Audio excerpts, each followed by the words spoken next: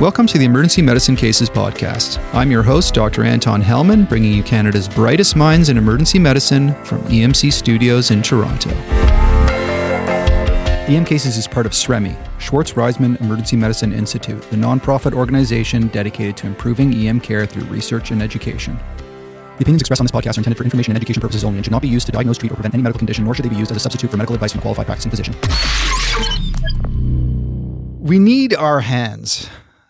They're part of what makes us human, opposable thumbs. And when we injure them, it can be bad news. In fact, hand injuries are the second most common injury leading to days without work. And open finger injuries are in the top 10 most common diagnoses ending up in court. In this episode, we're going to explore some general principles of identification and management of hand injuries. And then in part 2, we'll dig into some of the more commonly missed or mismanaged ones. When I started reading more on this topic, I soon realized it's a huge one. So we're going to save carpal bone injuries for a future podcast on wrist injuries. Now, part of what inspired me to cover this topic is taking one of Dr. Arun Sayal's casted courses on hands and plastics. And in taking the course, I discovered the very knowledgeable and talented Matt Distefano, one of the course instructors. He was kind enough to agree to join Dr. Sayal and I on this podcast. Welcome, Dr. Distefano, and welcome, Dr. Sayal. Thank you. Thanks. So Dr. Distefano is new to EM Cases. So could you just tell us a little bit about your professional background? Yeah. Thanks for having me here, Anton. So I have worked in Collingwood Emergency Department for almost 20 years and recently wrapped up working there about a year ago. And now in my dotage, work part-time emerge in some small rural hospitals in Grey Bruce Health. During that time, I've also spent some significant time helping colleagues in the operating room and had a really significant mentor, an orthopedic surgeon who really did truly general community orthopedics from tips of fingers to the tips of toes, and learned a lot from him. So we should give him a shout out. That's Dr. John McCall. Right on. I'd like to start off by discussing a general approach, some key things we should ask on history, and then go over an organized approach to the physical exam. So general approach, history, physical. So Dr. Sayal, just in sort of general terms, how should we think about hand injuries in emergency medicine? We tend to see a lot of different things. We say abdominal pain, headache, chest pain, all kinds of things in the emergency department. Hand injuries deserve special care. They're different than toe injuries, let's say, where, as you mentioned in your opening, we're very reliant on our hands.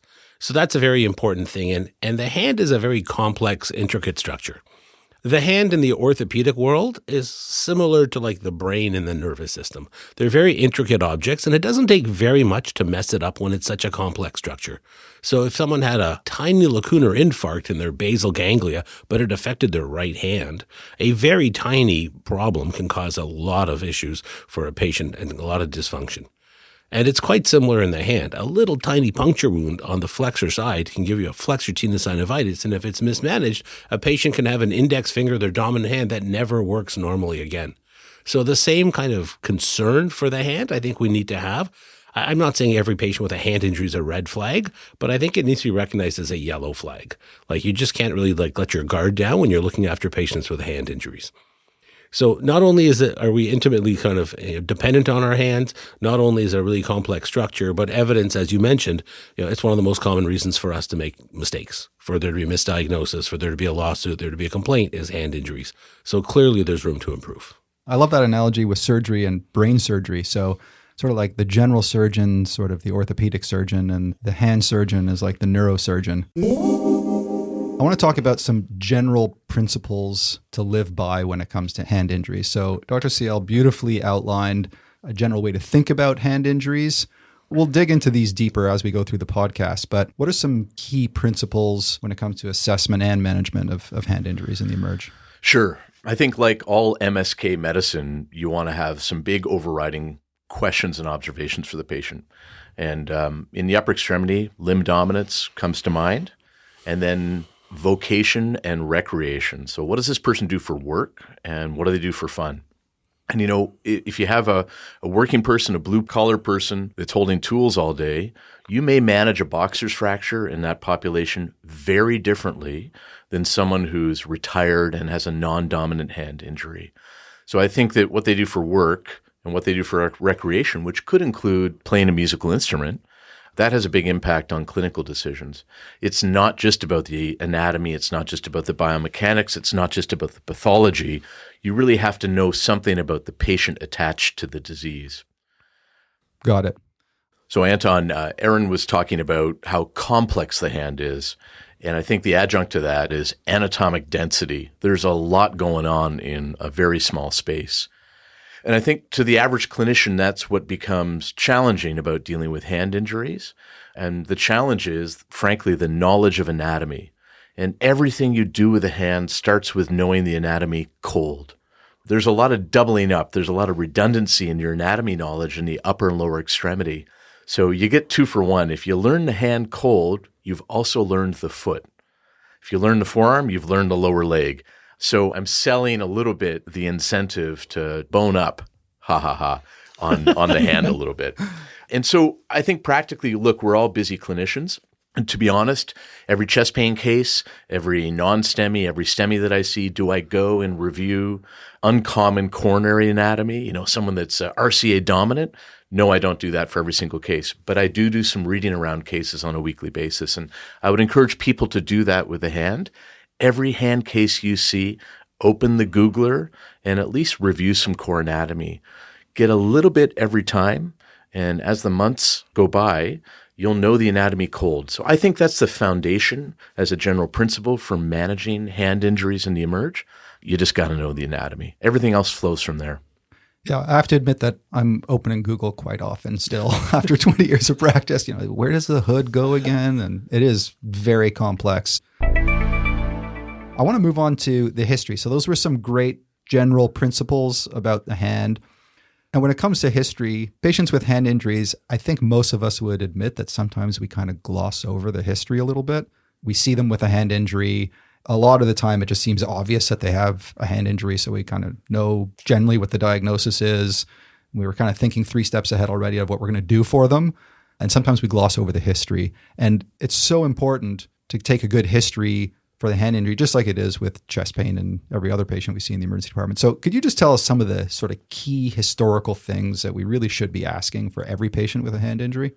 Sure. So maybe let's divide that into the common things we see in terms of the mechanism of presentation or the pathology in the emerge. Let's start with lacerations. And the stuff I really want to know is, what cut you? How'd you cut yourself? What's the risk of foreign material still in the wound? Ceramics, metal, wood? Is there organic material left in there? So that's sort of the next level, not just to accept that someone has a cut in their hand or that the history is laceration, and then pushing yourself to think cognizant of what the risks are in terms of medical legal liability with hands and feet, frankly. One of the big ones is retained foreign bodies. So someone cuts themselves, I want to know if there's something stuck in there. So I got to tease the story apart a little bit. And then the other thing with lacerations, while we're still on that topic with history, is what was their level of function after they cut themselves? Because you're asking yourself the key question with all lacerations, and that is, what lies beneath? And that again goes back to anatomy. You have to slide the x-ray under the skin, slide the anatomical diagrams under the skin in your mind's eye, and ask what lies beneath. And so if the patient tells you they have a functional problem after the laceration, that's a pretty big hint that you're going to be doing some looking and assuming that they have a tendon injury of significance. So lacerations are one common presentation. The other thing on history that I want to know a lot about is blunt trauma to the hand. And the primary thing there is how much energy went into the tissues. Because I'm always aware of trying desperately not to miss a compartment syndrome in the hand. It's an uncommon presentation to the emergency department, but it's potentially devastating and life-changing. So it's really a limb-threatening injury. And frankly, Anton, it's one of the few true hand emergencies. So how much energy went into the tissues? If they punch something, they're not going to have a compartment syndrome. They just aren't. But if they have a crush injury to their hand was pinched in mechanical equipment, someone slammed a door on their hand, and they're young, and they're healthy, and they have good muscle and good fascia, they're a setup for a compartment syndrome. And I think the teaching we get to be aware of compartment syndrome in the hand, primarily in the literature, it's about injection injuries. And so we sort of are not as cued to blunt trauma. And so that's always on my mind with the history of blunt trauma. asking this question, how much energy went into the system? Mechanism is always important in all of these sorts of injuries. Hand dominance, what the patient's vocation and recreation are, if they're a musician, etc. And then I like how you've kind of outlined there really the potential complications of hand injury. So in the history, we should be thinking about the potential complications from the beginning. So think, could this be a foreign body retained? Could this be compartment syndrome? Could this be a high pressure injection injury? Could this be a tendon laceration that's hiding? So that's a great way of thinking about taking the history from the beginning before we jump to just looking at the x-ray and making a diagnosis and bandaging them up and sending them along.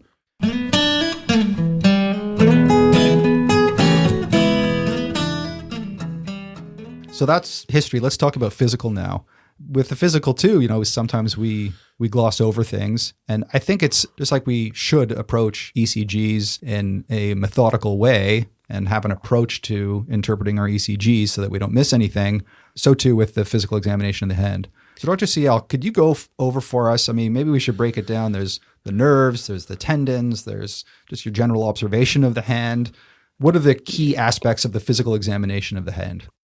Going back to sort of big picture stuff with all orthopedic injuries, orthopedic surgeons will often talk about look, feel, move, and then some specialized tests. So I think that is a general framework on which you look at it. If you miss any piece of that, then you're missing something potentially. So you need to look. And what do you look at? You look for swelling, you look for deformity, you look for redness, erythema, all kinds of things that you can look at just by examining. And it's really important. If you examine like one ankle, you should examine two ankles. If you examine one hand, you should examine both hands. Just see what normal is like for that patient. It's a really important thing to appreciate. Generally, both hands would be equal, both elbows would be equal, unless there was some pre-existing injury.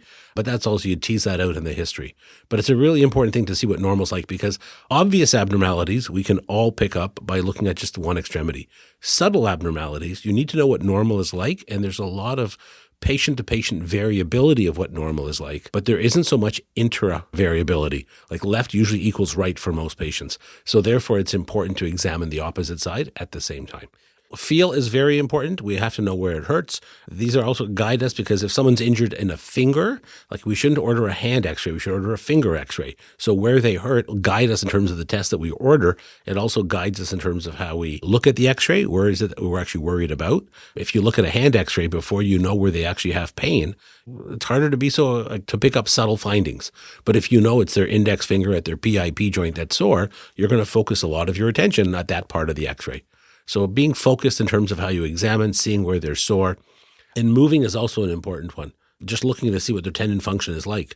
If someone has a complete tendon laceration, we'll go over this in more detail as we get through it, but a complete tendon laceration, you'll often see there won't be the normal cascade of the hand. If they have a palmar laceration, they're sitting on the table already, perhaps with their back of their hand on the table, and you can see, and they may not have the normal flow, the normal cascade of their fingers that you should look at. And if one finger is fully extended, then they've injured the flexor tendons on that side. When it's something on the extensor side, and there's not a lot of tissue between skin and bone on the dorsum of the hand, like there's a good chance they've cut something, but when it's on the dorsum of the hand, you need to actually lift the hand passively off the table and just see what the tone is like of the hand. And if one finger drops down, you've got to think that they've cut an extensor tendon. So these are the sorts of things that you just need to pay attention to. It doesn't take long to do it, but it's really important. You do a neurovascular assessment for sure. If there is a fracture, you want to know if the skin's over top of it. All of those general orthopedic principles are also there. But I think a lot of this of look, feel, move, and these specialized tests are super important. Yeah, I want to dig in a little bit further to just the look. And you mentioned the cascade of the fingers. Dr. Distefano, could you elaborate on what Dr. Sayal means about the cascade of the fingers and abnormalities that we're looking for in the cascade of the fingers? Sure, Anton. And I would pick up on one thing that Arun just said, and that was the importance of looking at the other side. And this is part of the joy and the ease of doing appendicular MSK medicine, because you always have something to compare to, right? And I am reminded of the engineering maxim, 2 is 1 and 1 is none. And of course, engineers refer to that in terms of redundancy, that they want to build in safety capacity in any system. But for us, when we're doing physical exam, that reminds me to look at the other side always. If I'm just looking at one limb, one hand, it's really none. I got to compare to the other side. So 2 is 1 and 1 is none. And that's really important when you're looking at cascade. And in Emerge, when we're busy, we're really looking for tests. And make no mistake about it, a physical exam is a test. And I'll refer the listener to Dave Sackett's excellent series of articles about sensitivity and specificity of physical exam maneuvers. What we're looking for in Emerge is a physical exam test that tells us something reliably. And Cascade is both highly sensitive and specific for a problem. And that's what you want in the Emerge. So one of the few things that I do consistently with all my patients is have them relax both hands, palm up towards the ceiling, and just look at the position of the fingers. Cascade refers to a waterfall of the fingers. The index finger should be relatively extended, all the way down to the pinky finger, which should be relatively flexed.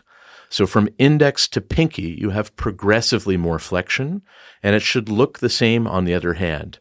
So if you have a finger that's out of alignment on that cascade, or you have obvious asymmetry side to side, Houston, you have a problem. And now you can do a more focused physical exam. So it's a great screening tool. In my experience, people with normal cascade, both sides, generally they're not going to have a serious problem in their hand. It really is a bit challenging to visualize how best to perform a hand exam on a podcast, which is why we created a video with Dr. Sayal with a film crew that will be featured at the EM Cases Summit that starts just a few days after this podcast released February 2nd to 4th. So if you want to see the brilliant video of Dr. Sayal going through the hand exam, grab your last-minute tickets to the virtual summit. And no worries if you miss the summit, no problem. We offer a digital package of all the main stage talks for a few months after the summit that also includes all past summit videos. It's a treasure trove of goodies. You can grab your digital package at emcasessummit.com. The other thing on observation, and this is a good differential diagnosis to go over that maybe now is a good time to go over, is global hand swelling. So sometimes you'll have a patient that comes in, they've injured the hand, and you ask them where it hurts, and they say, everywhere. And, you know, usually when someone says it hurts everywhere, you're thinking, oh boy, this is going to be a challenge. But it truly hurts everywhere. And you look at their hand, and their entire hand is swollen. It always seems perplexing at first. Well, what could be going on with this patient's hand? Can you just run through for us the quick differential diagnosis of the global swollen hand? Because Sure. this has to do, you know, I'm tying this into the physical exam of just observation. And when you observe, you see a big swollen hand, what should you be thinking? Sure. And I would answer that first, Anton, by saying, hey, real world. So I worked in a smaller rural emergency department yesterday, and I saw 3 hand cases. And we could tear those 3 cases apart today, and they would illustrate all the principles that we're reviewing. One of those hand cases yesterday was global swelling of the wrist and the hand. And I'll talk to you at the end of this discussion about what the diagnosis was, but it's a common presentation to the Emerge. I think number one is always going back to the history. Is there a mechanism? Was there high energy that went into the hand? And if so, you have a problem. You have a compartment syndrome till proven otherwise. But far more common in the Emerge is you don't have a good story about mechanism, or if there is a mechanism, it's often a red herring. There wasn't a lot of energy that went into the hand. So now you have to think on your differential about other processes that aren't simply traumatic. And I think that's one of the pitfalls for all MSK medicine, especially with our Emerge mindset, is we think that all MSK problems are traumatic, but many of them aren't. Right? So you have to think about infection or inflammation and autoimmune disease always on the differential. And I recognize for many of our listeners, those things are challenging because it's oftentimes difficult to make a specific labeling diagnosis during this one visit in the emergency department. So we go back to still having to have that rule out approach. Hey, let's make sure it's not a compartment syndrome, high energy, big mechanism, or injection injury. And if it's not that, you've bought yourself some time to think. So now, why does a person have a globally swollen hand? And I love the fact that you brought up ouchitis, people that hurt everywhere. There's no point of maximum tenderness. It's all maximum tenderness. I'm a pretty simple guy. I want to know if they're on blood thinners because they can bleed into a deep space in the hand, and that's tiger country. That's the palm of the hand, and bad stuff lives in there. So number one, always, are they on blood thinners? And then if not, I'm going to go down the infectious, inflammatory, autoimmune pathway. There's something there that's causing global swelling. If they have a hand infection and they have global swelling, they have an infection in the deep space in the hand, and that's a surgical emergency. And you'll find that out on physical exam. Patient will be in a lot of pain. They won't be moving their hand that much. And lab work and imaging may be secondarily helpful. Far more common, I think, though, for the working emerge doc is something inflammatory or autoimmune. And this is where we're getting to stuff like gout or pseudo-gout or post-viral inflammation that's really an autoimmune condition. And so I think you have to have those things on the differential, and you have to be thoughtful about how you document. My approach is always query. Query inflammatory, query dactylitis, query post-viral synovitis, or query post-viral arthritis. And to finish the loop, Anton, I'll tell you the case I saw yesterday was a woman in her 70s that had pseudo-gout. She had CPPD, and she had global wrist and hand swelling, and some of that was from immobility from pain for a couple days. And her exam was generally benign, radiocarpal tenderness, no skin changes, no rash, no redness, no heat, no fever, no trauma history, no energy into the hand, and ultimately an X-ray seeing calcium deposition in her triangular fibrocartilage and her radiocarpal joint was helpful to cinch the diagnosis. Great example. The other one that I've seen once or twice before is reperfusion injury after frostbite. That one can be a tough one because sometimes, let's say it's a homeless person and they don't remember falling asleep outside in the middle of winter, or you can't really get a history from them, and they've come in a few days after they've had a cold injury to the hand, and it's actually a reperfusion phenomena. Yeah, and those are described with prolonged tourniquet time as well, but you're going to get a good history from that one. The person that has a substance use disorder or has fallen asleep in the snow or outside in the cold is obviously going to be more challenging. And those reperfusion injuries will usually present to the emerge like an evolving compartment syndrome.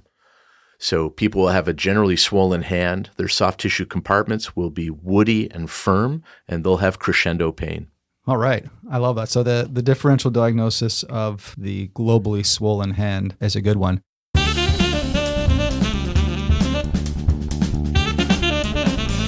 I want to continue with the physical exam.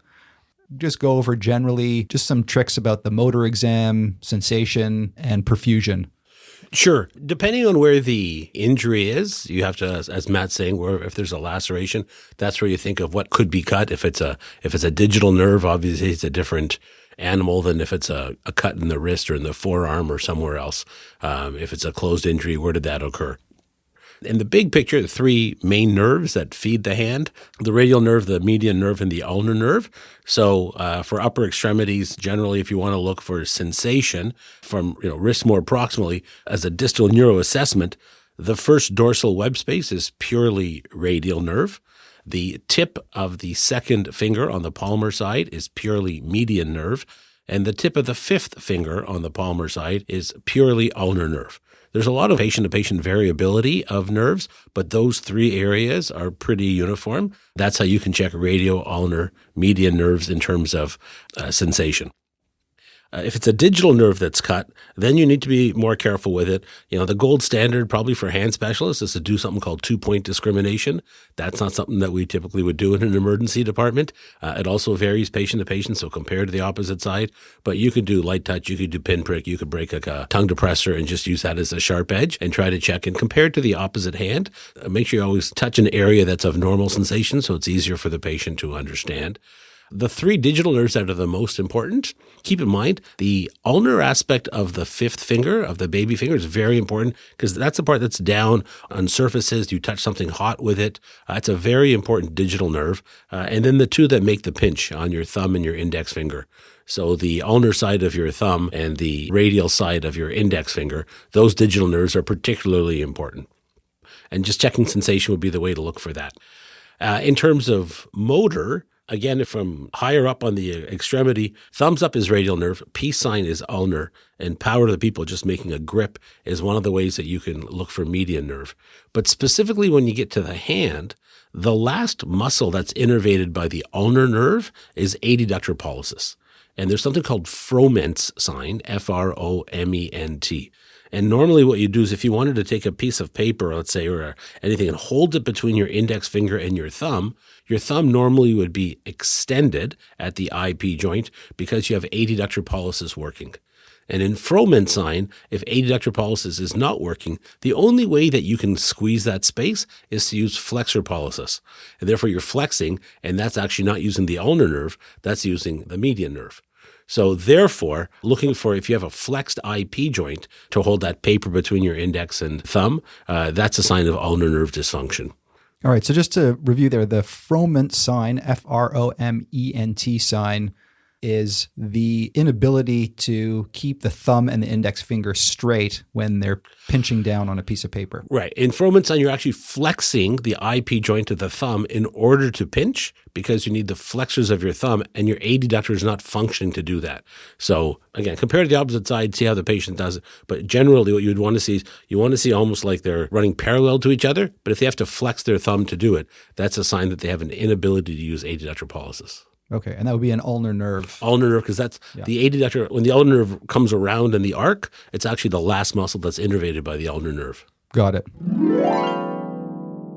And then lastly, there's assessing the vascular status of the patient. So there's, the usual cap refill, there's the radial pulse. The thing that always comes up is the Allen's test. And I can't remember the last time I actually tried to do an Allen's test. First of all, is it useful? If it's useless, we don't need to talk about it. But if it's useful, how do you do it? When would you do it? I don't think I can tell you in the past 20 years when I've done that outside an OSCE situation. So I don't know if it's clinically really relevant. Enough said. Allen's test, not very clinically relevant. I agree. Anything about the vascular status that we need to know about besides the usual cap refill, pulses? I think it's worth mentioning that, and it's a general principles thing, Anton, that the hand has so much redundancy in blood supply. You can run on your ulnar artery or you can run on your radial artery. So you may have seen patients in your career that have a laceration to their radial artery because it's a little bit more superficial than the ulnar artery. It's more poorly protected anatomically. And oftentimes those lacerations aren't actually repaired definitively, and the patient will run on their ulnar artery for the balance of their life. So there is a little bit of wiggle room there for us as clinicians to not panic so much about blood supply to the hand. Certainly the general principles are in play that if you have an ulnar artery laceration or a radial artery laceration, you need to get control on that because a patient can bleed to death in front of you. So that's tourniquet and exploration and not overhandling the cut edges of the artery to give our colleagues a chance to repair them, and then trying to tie the artery off and leaving long tails. Again, thinking ahead about definitive management for that patient. But I think the take-home message is there's lots of blood supply to the hand. We're very lucky the way we were designed.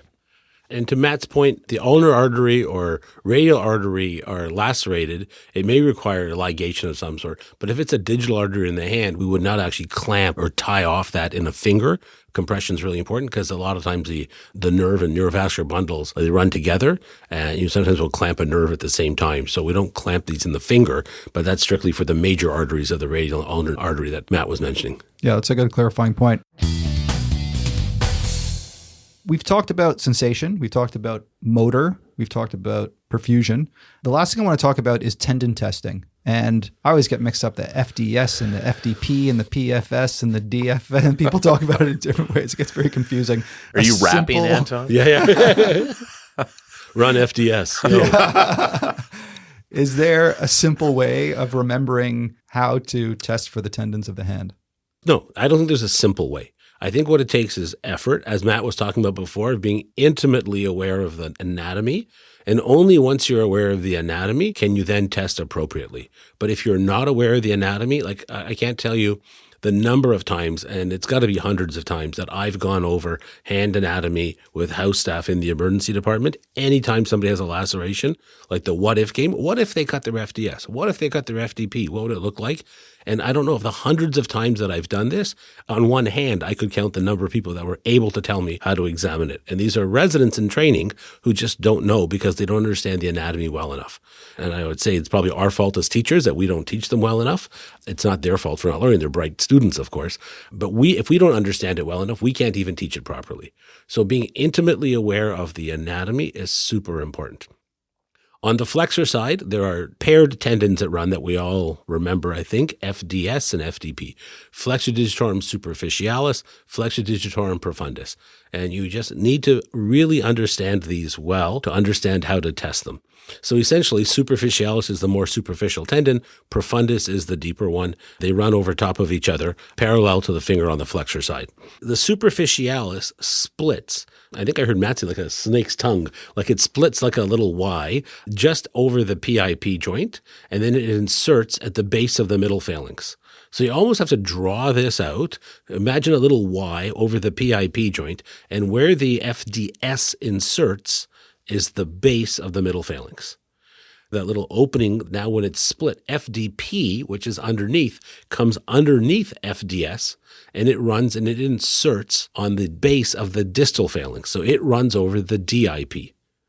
So FDS only goes over PIP, FDP goes over both PIP and DIP. And what we need to appreciate is that any tendon runs over a joint, it has function over that joint. So if you want to go and assess for FDP, flexor digitorum profundus, just go hold down the patient's middle phalanx and ask them to flex their DIP. Because the only tendon that goes to the distal phalanx, that goes over the DIP, is flexor digitorum profundus. So if you want to check for FDP, it's pretty straightforward. Hold down the middle phalanx, have them flex the DIP, and then check. If you want to check FDS, the problem is FDP runs over it as well. And then what you need to do is you need to eliminate FDP, take it out of the picture so that all you're doing is you're isolating FDS. And the reason you can do this is because FDP as a muscle actually works as one muscle belly.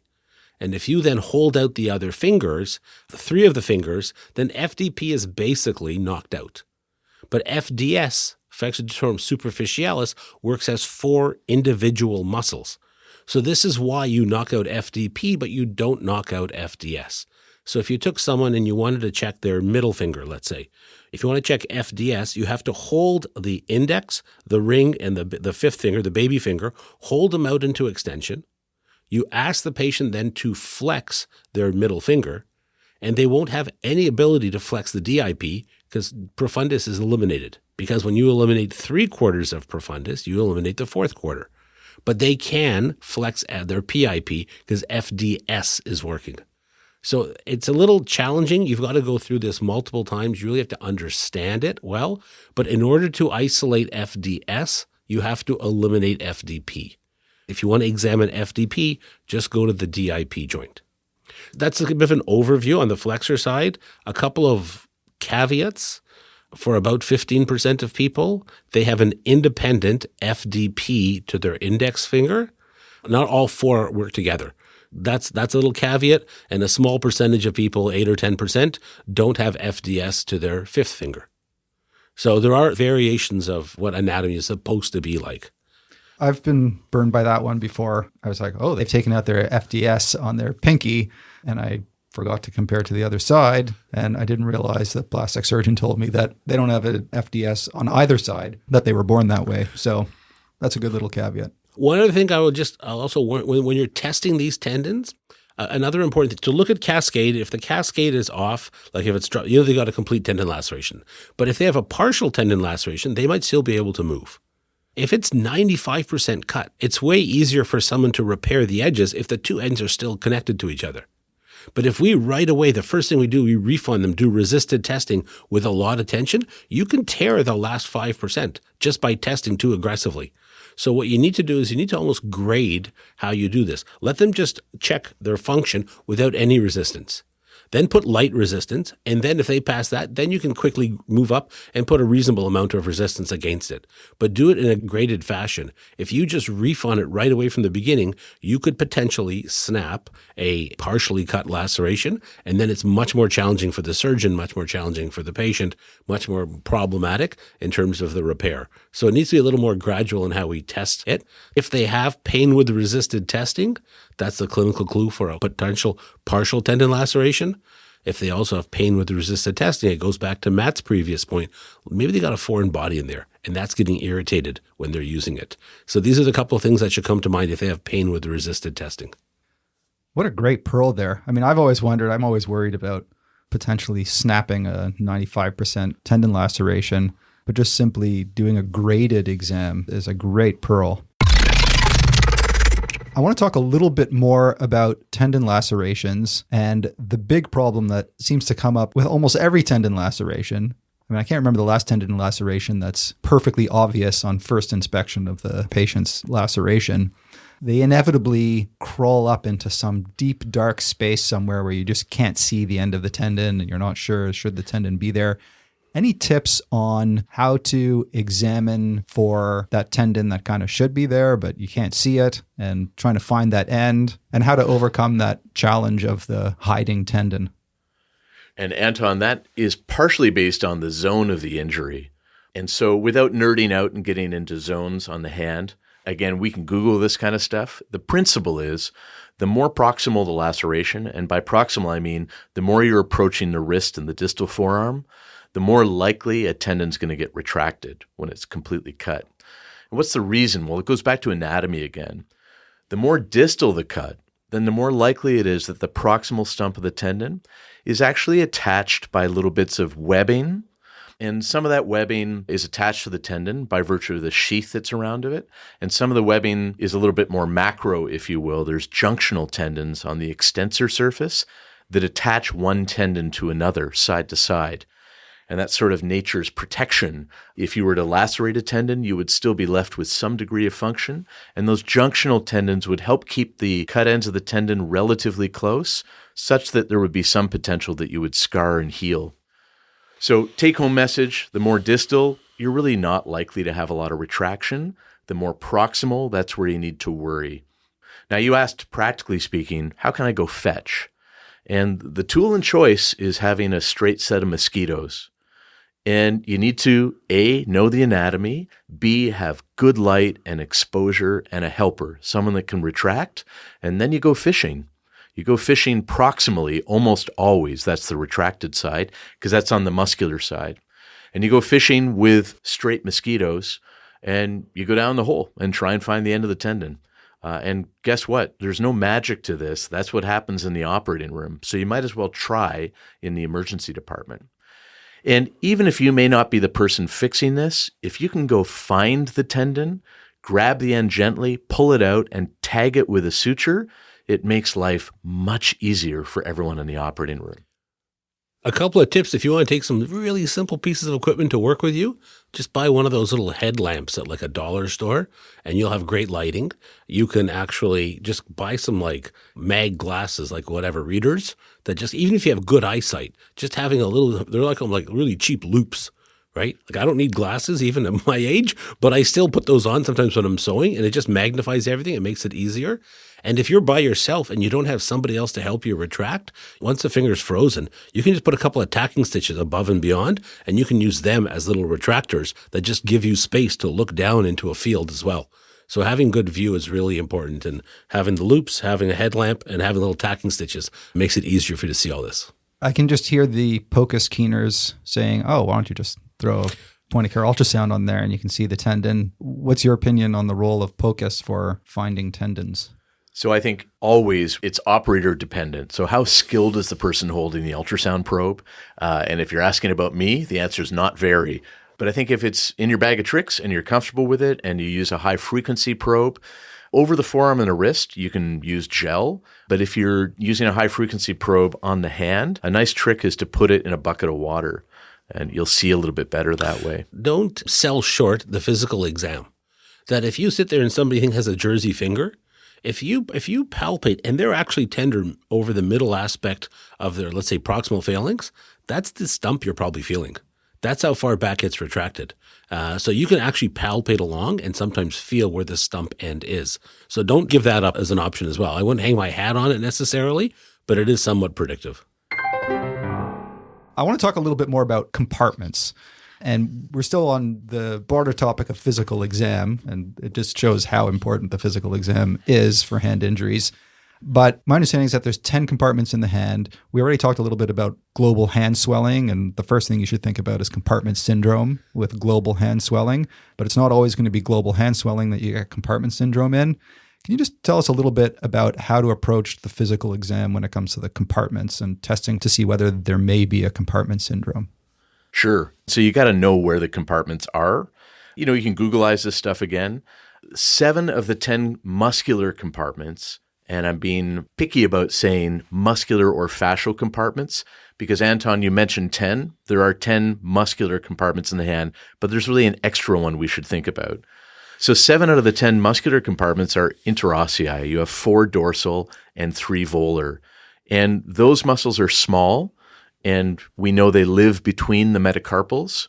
And so you can literally, with pincer, with your index finger and thumb, or your long finger and thumb, dorsal and volar on the hand, you can pincer your fingertips between the metacarpals and palpate those interossei. You're looking to see if the hand is swollen, but the other thing you're doing is actually finding the space between the metacarpals and just giving each one a little pinch between 2 and 3, between 3 and 4, between 4 and 5. I'll tell you, short of multiple metacarpal fractures or a big sustained high-energy crush injury, compartment syndrome of the interossei is rare.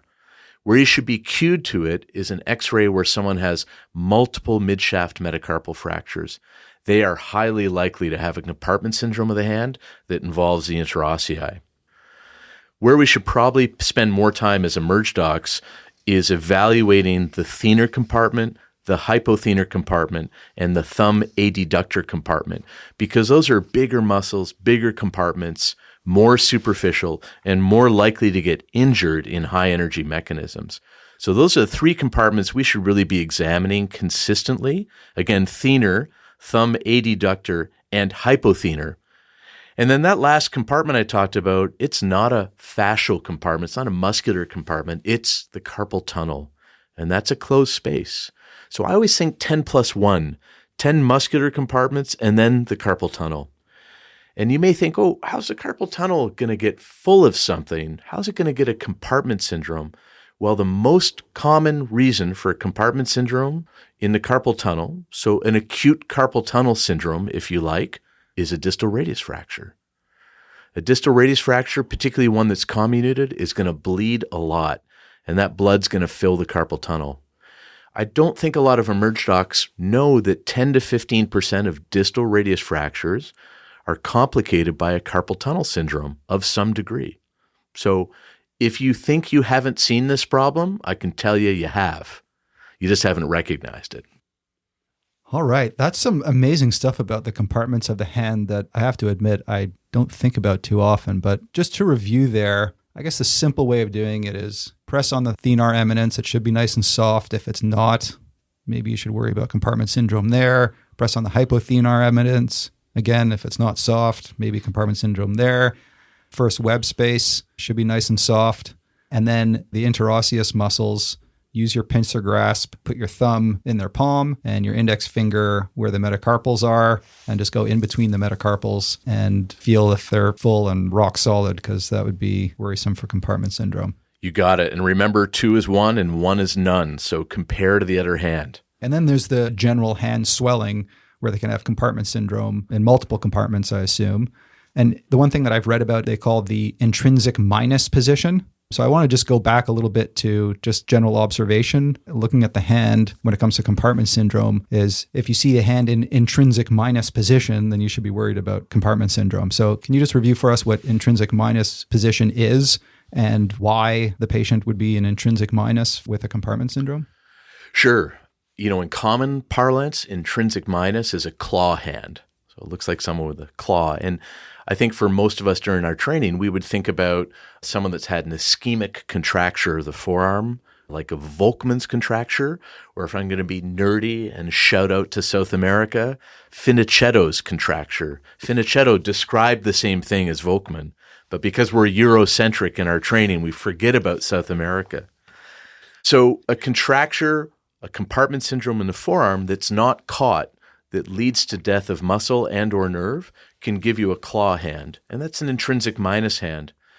Maybe, Anton, the easy thing is just to review what intrinsic plus is, and indeed what we're talking about with the labeling.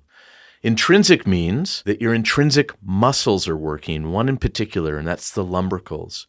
And to remember your anatomy and function, the lumbricals independently flex the MCPs. The lumbricals independently flex the MCPs. So if you're listening, hold your wrist in extension and just try and actively isolate flexing your MCPs only. And you should feel some effort in the palm of your hand. That's because you're firing your lumbricals. Okay, so if the lumbricals work, that means the intrinsics are working, intrinsic plus. So that position of immobilizing the hand with the MCPs in flexion, that's why we call it intrinsic plus. It's a nod to the lumbricals. Intrinsic minus, therefore, means that you don't have MCP flexion. In fact, you have the MCPs in neutral or slightly extended because the lumbricals aren't working. So an intrinsic minus hand is MCPs in variable degrees of extension and your IPs in flexion. So it looks like a claw. Brilliant explanation. Great. We'll have some visuals on the show notes for that as well. I want to move on to something that we've touched on a little bit, and that is stopping bleeding. So sometimes we'll have patients with a hand injury and they are bleeding like crazy. And there's all different kinds of ways of stopping the bleeding. You know, there's just simple stuff like putting pressure on the bleed and keeping their hand elevated above their heart. Any other tips about stopping the bleeding hand? There could be bleeding from a fingertip avulsion, or a fingertip amputation. There could be bleeding from a laceration that goes through an artery. Any tips on stopping bleeding? You know, I think going back to MASH, like a tourniquet is a really useful thing. Where do you put the tourniquet? Just above wherever the injury is. So if it's a forearm laceration, just put up a blood pressure cuff and blow it up and leave that sitting for a bit. And that can give you some time. If it's in the palm, then you put a cuff of some sort, or tourniquet of some sort in the forearm. And if it's in a finger, you can either just use a Penrose drain, you can use a glove tourniquet, you can do something just to create a tourniquet at the base of the finger. So whatever the most distal area you could go to get control of the bleeding, that's essentially what you would be doing. Compression, I still remember, I think it was almost my second day of internship at North York General, and one of the plastic surgeons actually saying pressure, pressure, pressure. Those are the three most important things to stop bleeding. Pressure, pressure, and pressure. So just compression is really important to do that and give it some time. And as we alluded to earlier, if you ever see anything on the finger, in a finger that's bleeding in a digit, don't clamp the artery. Don't go and try to clamp it to close it, because you're going to probably pinch a nerve that's running parallel to it. And we might get to this a bit later, but that bleeding tip of finger from a skin avulsion, these can sometimes be difficult to stop. You know, I've seen people use TXA-soaked gauze, Surgicel, all kinds of different things. From your practical experience, Dr. Distefano, what's the best way to stop bleeding at the tip of a finger? The initial bleeding, yeah, we can put a tourniquet on, we can do pressure, but then as soon as you take the tourniquet off, it starts bleeding again, or as soon as you take the pressure off, it starts bleeding. How do you kind of definitively stop the bleeding of a fingertip? Well, Anton, I think we should look at true experts for that. And true experts for bleeding fingertips are tradespeople. And what do tradespeople have in their toolboxes at all times? Because they know this problem. They have elastic bands and crazy glue. And really, that's what we can do in the emergency department. So you need a finger tourniquet, and like Arun was saying, the most distal segment that you need to put the tourniquet on. And remember, because of the vascularity of the hand, the redundancy, the phenomenal blood supply, the hand can handle an insult for a long time. So you don't have to worry about starting the stopwatch for tourniquet time on treating a finger. You can leave a rubber band on for 30, 45, 60 minutes, no problem. And just as a caveat, though, at Janus General, I've heard a story of a child who went in the emergency department, had a Penrose tourniquet placed, finger was looked after, patient left with Penrose on, child lost the finger. So do remember, if you put it on, sure, you have 30, 45 minutes, maybe longer, whatever, but it needs to come off. It's super important. For sure. So once you put a tourniquet on there, I ask the patient to now do the work, same as the tradesperson's going to do, and that is they need to exsanguinate their own finger. They're going to be kinder and gentler to themselves than me. So the tourniquet goes on, and then they just, from proximal to distal, squeeze the blood out of the finger, squeeze the blood out of the laceration, give them a stack of gauze, they can dab things dry. And then once the finger is dry and white, then it's time to put your glue on. And tradespeople will use crazy glue and we'll use skin glue. And the only meaningful difference is that the temperature at which it cures is a little bit lower than medical glue. So it's less likely to burn the tissues. I've heard of that before, using skin glue to tips of fingers. And I have to say, it sounds fine initially in the emerge, but then what happens in follow-up? I mean, typically for a laceration, it's supposed to fall off in 5 to 7 days and everything's fine. But are there any studies that actually look at the outcomes of putting glue on skin avulsions? Yeah, that's a good question. I'm not aware of any. Probably how the glue is working to some degree is it's cauterizing the very small vessels as it cures. The other thing that I've heard from one of the plastic surgeons is that when you have an avulsion of a tip, it's like a scything laceration of an artery, and it's not actually cut like longitudinally where it just can clamp down very easily. So if one had a vertical cut that was going down into the finger, then it shuts itself down just because there's vasospasm in the end of the arteriole, which allows it to close. But if it's more of a scything cut, imagine it sort of being on an angle, like on an oblique angle, then what ends up happening is it actually can't shut down and stop as much. So the tourniquet and then stopping the bleeding, I think if you just stem the bleeding at one point, then it will clot in behind it, and I think it'll probably last for a couple hours. So I've heard plastic surgeons also say about using Dermabond or using tissue glue as necessary, but I don't know any evidence behind it. Yeah. All I can tell you is empiricism, which is with experience, it's a nice way to manage them.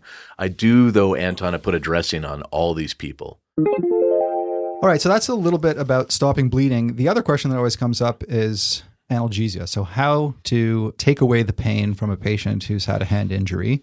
There's forearm blocks. There is injecting lidocaine. I see plastic surgeons using epinephrine a lot in the fingers, where the traditional teaching is we shouldn't use epinephrine in the fingers, or at least not in the fingertips. There's procedural sedation. There's all kinds of options in terms of how to minimize pain for patients with hand injuries. Any tips, tricks, pearls about analgesia for hand injuries? Sure. I think like anything we do procedurally in medicine, do what you're good at. And so if you're going to do a field block or a regional block or a beer block, I'm just listing those things off the top of my head. And I would tell you, I haven't done a beer block on a patient for almost 20 years. So that's not going to be in my bag of tricks, but I see it done, and it's a totally reasonable approach, especially with really complex lacerations where you're not going to get a good field block, or you may have to do a regional block that includes all 3 nerves. So when you get into that kind of work, a beer block makes sense. So I think option number 1 is do what you're good at. And then number 2, just things to think about, is total dosing of your anesthetic, especially in smaller people, children, elderly, little old ladies, local metabolism, systemic metabolism. With complex hand injuries, especially with serial blocks, if that patient's being investigated, procedure, x-ray, and you're topping up your blocks, you can get pretty close to a total safe dose. So I think that's one thing to always keep in mind. And then number 2 is anatomy again. I think if you're going to do good blocks, nerve blocks in the hand, you have to know where they are. And so we're going to go back to know your anatomy cold. That's the foundation for doing this work. If you ask me my personal preference, Anton, I double block almost everybody. So I do some proximal block and some distal block. So for example, someone has a dorsal finger laceration, and I know I may want to extend it or look inside carefully to make sure they don't have a tendon injury. I'm going to do a proximal block in the hand that may be a field block, which is a fancy way of saying I'm just going to shoot some xylocaine in line with that finger and let diffusion win over precision. And then I may do a ring block as well. So why am I doing that? 5 to 10% of people are rapid metabolizers. And so a single block may not work well for them. The hand is, as everyone knows, really sensitive. And so I don't want people to have pain. So I'm going to err on the side of a double block most of the time. If I have a more proximal injury to the hand, then I'll do a nerve block at the wrist, radial nerve, median nerve, ulnar nerve, or some combination thereof, and then do something more distal, either a regional or field block around the injury or a digital nerve block. I actually don't do nerve blocks around the wrist. So just if people don't feel comfortable doing it, I think, Matt, your point about do what you're good at, I don't do them. So just to let the listeners know that there are some that can manage these without as well. But if you're good at them, by all means, go ahead. When you're doing a digital block, it took me a while to convert, but a single palmar digital block that Matt talks about here is really useful and again, can work most of the time, and sometimes it needs to be supplemented. I initially heard about it and I thought it was, a painful thing to inject on the palmar side of the hand. That would be less painful on the dorsal, but to do a dorsal ring block of a finger, it's 2, sometimes 3 pokes, and a single palmar digital block is a single poke, and it's way more comfortable for patients. I suspect in the show notes you could show where the landmark would be. It's midline on the finger, 2nd to 5th finger, and just proximal to the digital crease. The proximal digital crease is where you would inject. A couple of other things as well. Small gauge needle certainly helps when you're injecting these. If you think the pain's going to last for a while, by all means, you can either mix it 50-50 with bupivacaine, or you can just give a pure bupivacaine, a long-acting block, and that can also be done. And I think we've talked about this before, Matt, about cutting it with bicarb. Yep. About mixing it sort of 90% local and 10% bicarb. Also takes away some of the sting of it. You can't store it that way because then it becomes alkali. It has a much less of a shelf life for it, but you can certainly cut your local with bicarb, and that'll make the injection less painful.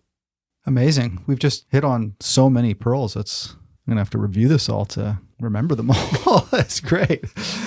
So let's say we've stopped the bleeding. We've provided good analgesia, and now we're ready to enter the treatment phase of these patients. I mean, I guess we've treated their pain and we've treated the bleeding, but in terms of actually definitively fixing whatever problem they came in with, I want to talk about just some general principles of treating. We have to think about mobility, we have to think about sensation, we have to think about length of fingers if they've got an amputation. What are some general principles in terms of treating hand injuries? Principles of what to do are sometimes guided by what doesn't get done well. And one of the things, I read this in a hand chapter of an orthopedic book, and essentially, if we misdiagnose something, patients get deformity. If we misimmobilize people or mismanage them, they get stiffness. If we really mess up, they get deformity and stiffness. And deformity and stiffness are enemies of the hand. So it's really important to be accurate in our diagnosis. It's really important to try to be more precise in our immobilization strategies as we manage these. What often gets missed in terms of deformity is actually rotation. And rotation is a clinical assessment done with the MCPs and the PIPs in flexion, again, compared to the opposite side. But that's an important thing to look for. Again, compared to the opposite side, maybe 1 in 6 people, your 5th finger scissors under your 4th. But if there's a rotational abnormality and we don't correct it, that's a lifelong deformity for that patient. It will not correct on its own.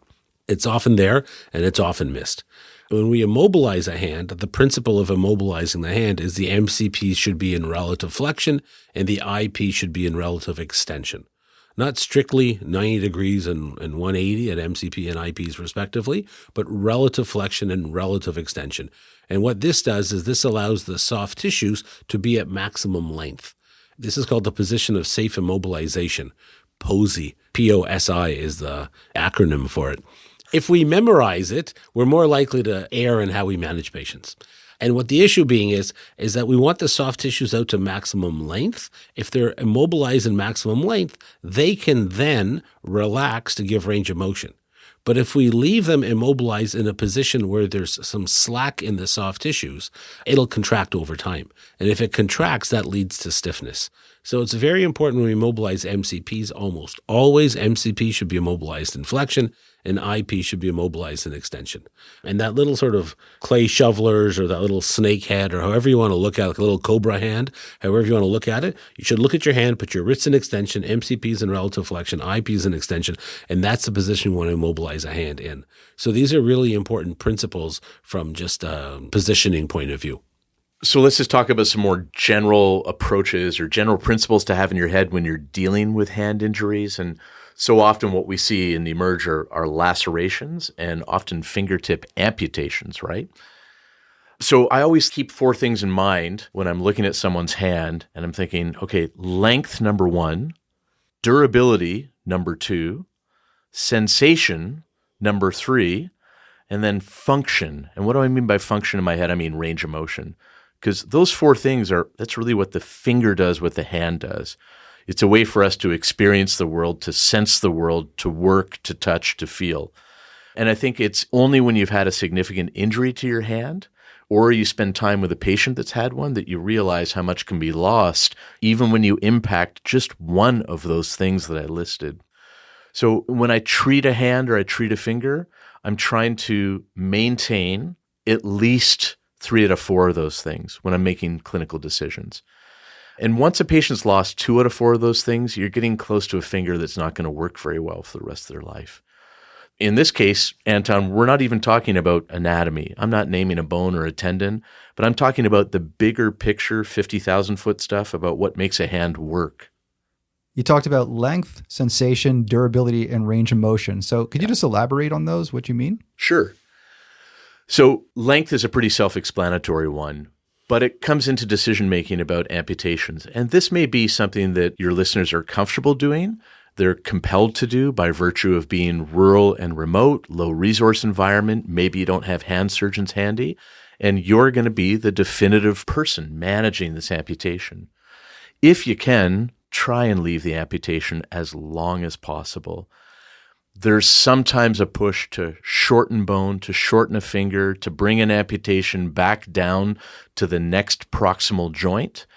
And I think everyone dealing with amputations would say, pause on that. There's lots of time because of the vascularity of the hand. If in doubt, if you're not sure, just bundle the finger up, bring them back, see them a few days later, let the thing declare itself, what's viable, what's not, and then make length decisions at that point in time. But I think your caveat should be, your baseline should be, keep as much length as possible. 2, sensation.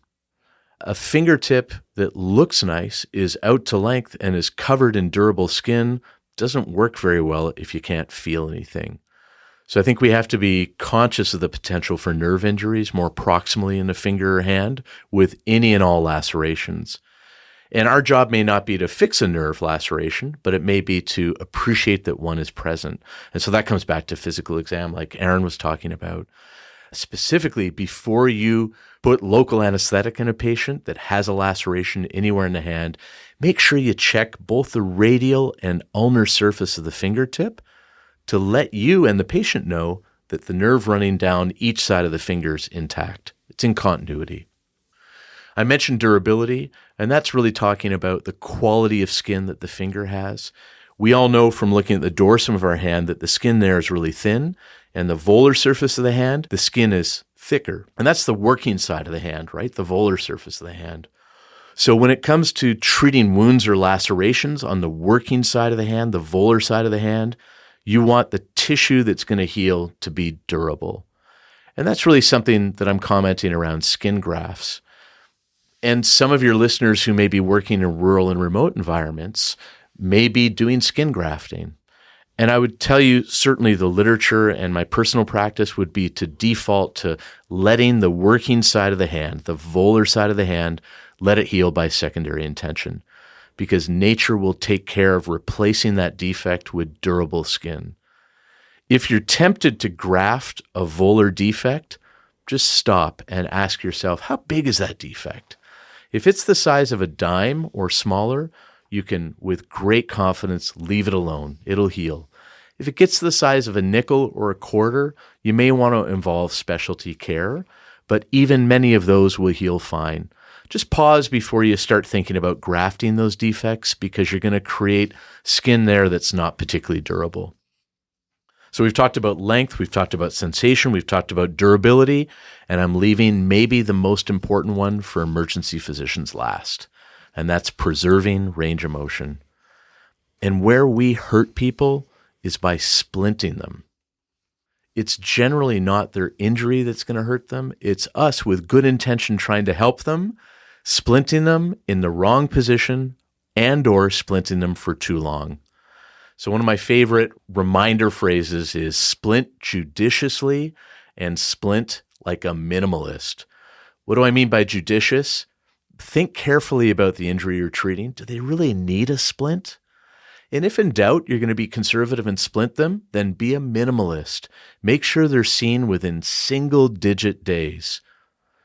Don't let that person leave the department without a plan to take that splint off, because like Arun was talking about, the enemy of the hand is deformity and stiffness. And if we cause the stiffness, that's a problem for the patient. All right, yeah. There's a few things there. One is to splint them in the proper position, which Dr. Sayal beautifully described, and we'll have pictures in the show notes. The other one is to splint for not too long, so less than a week generally. We don't want to keep patients splinted for much longer than that. The other thing that I've come across as one of the pitfalls is not splinting proximally enough. And so we got to remember, again, it comes back to the anatomy. If the tendons are running all the way from the elbow, so sometimes you need to splint as proximal as the entire forearm. Sure. So let's talk about a concrete example. If you are repairing a partial or complete extensor tendon laceration, that patient should leave the emergency department in a splint that goes from fingertip to elbow. Great. Well, I think we've probably given so many pearls and pitfalls so far in this 2-part podcast that I think we're going to have to stop there and save the dozens of other pearls and pitfalls and tips and tricks for part 2, where we're going to talk about specific injuries that are easy to miss, specific injuries that are common that we tend to mismanage sometimes.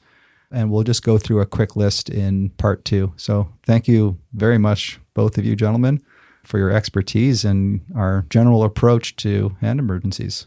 Thanks, Anton. Thanks, Anton.